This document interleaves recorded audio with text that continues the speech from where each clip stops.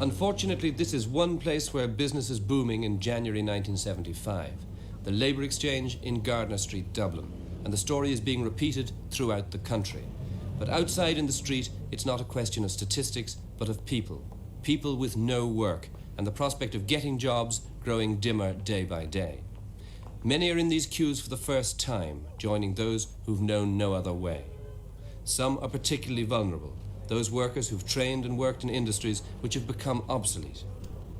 The new school leavers thrown onto the labour market for the first time, often with very little preparation for the harsh realities of finding a job.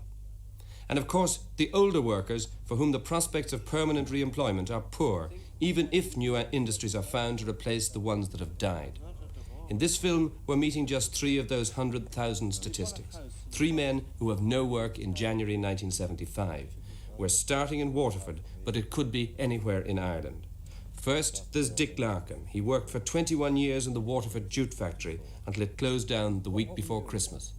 Well, I was electrician's mate there since 1955. When I went in there first, I was a casual worker, and then I was put with electricians. I've been with electricians since 55 up to last December.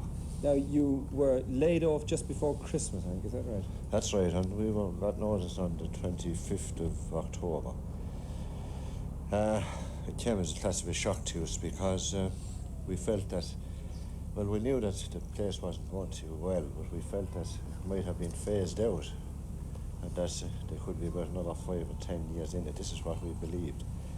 But unfortunately, that didn't come off. They came along on the 25th of October, and they told us that they were closing down the factory on the 27th of December.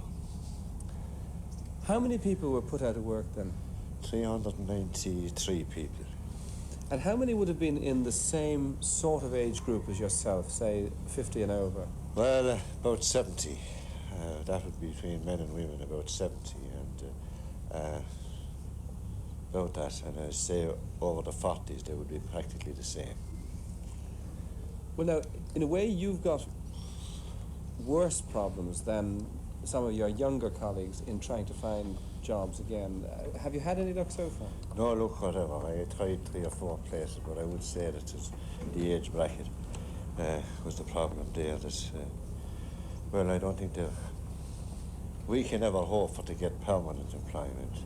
I think our only hope will be casual employment. We can never say to ourselves, well, we're going to get a job for 2 years, 5 years or 10 years. I think this is going to be the major problem.